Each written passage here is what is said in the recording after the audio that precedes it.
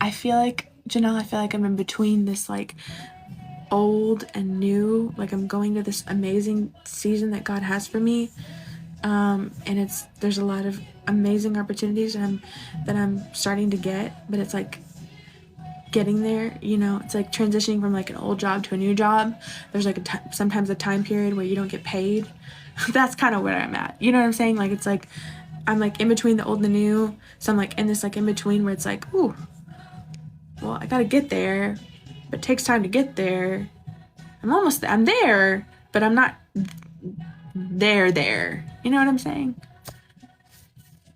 You want to leave an unyoked situation. I just pray for courage and strength, that the Lord will give you that courage and that strength to be able to do that. I myself was in an unequally yoked relationship almost 2 years ago, well, a year and a half ago, and biggest blessing was it ending. Biggest blessing. The Lord told me to get out of the relationship. I didn't listen, so my life hit rock bottom, and it was pretty bad. Literally ended up in a ditch. Like literally. And he was really hateful and mean to me. And at times just bad things. And it woke me up. It was a little bit of a wake-up call, because the Lord was telling me, hey, I don't want you to be in this relationship. I want you to get out of this relationship. I want you to stop living in sin. And I didn't listen.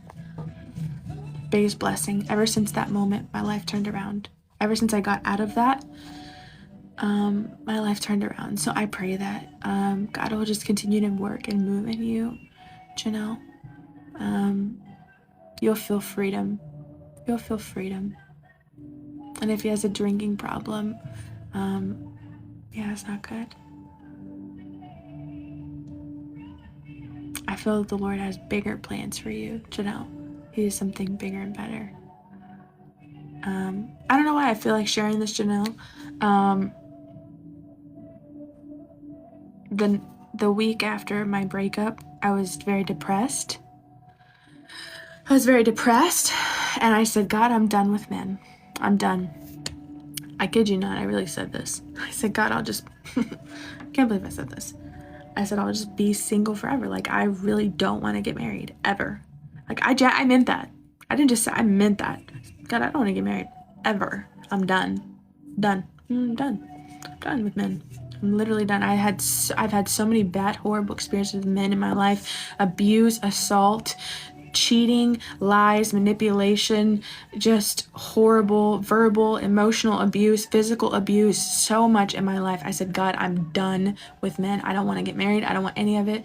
And the Lord said to me, Stephanie, I have a man for you who's going to treat you right. And he's going to treat you how I tell him to treat you. And he's going to be the man for you. And he said, are you interested? I said, yeah, that sounds nice. And I've not met this man yet, but I've had many dreams and visions about him. And I say this to give you hope that when you get out of this, God has really good plans for us. Better than we think, better than we can imagine. His plans for us are so good. And he's the turnaround God. I wish I could do like a slideshow of like my life before and after. Like Stephanie before, she was a hot mess. She was a hot mess. Versus Stephanie now, and the peace that people see me and they don't recognize me. I have people cry, weep. They're like, who are you? How have you changed so much?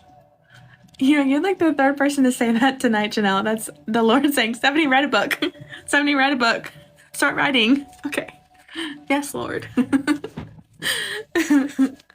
No, I'm not married. No, I've not met him. But my point is, I took this time to focus on God, and it changed my life. I stopped dating. And he said the Lord said, in the right time, you're going to meet this person. Not your time, my time. I said, whew. So, okay, God, I'll give you a year of no dating. Well, that turned into a year and a half and almost 2 years. Okay. And 3 or 4 or 5 or 6 or 7 or 8 or 9 or 10 or 12, however many years it takes. I said, God,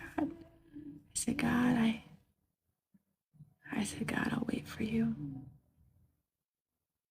I'll wait for you. It's worth it. I don't want it any sooner. I don't want it my time. Please don't make it my time. Please make it your time. Because your time's so much better than mine. Please, Lord. Amen. I didn't date anybody. No dates. A lot of offers. A lot of declines. A lot of nope. Sorry, not interested. I got a vision and dream of my future husband, and the Lord has told me not to date until I meet him, and no. And I prayed a specific prayer. Oh yeah, that's another thing. I prayed a prayer. I said, Lord, when I meet this man, I want him to say these words. And I never told a soul, never told not one person, never told nobody, nothing, just me and God. That's it.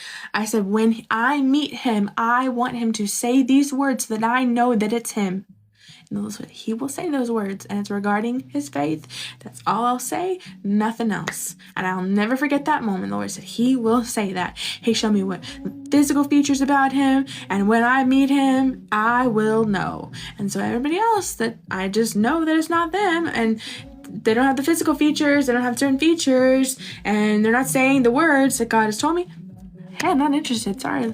God bless you, but I'm not interested. You're like, what are you talking about? God didn't tell you that. God didn't tell you that. He didn't tell you that. I said, well, he did. Thank you so much. So I say all that to give you hope. To give you hope and encouragement that God has someone for you. If the man that you're with is not that person,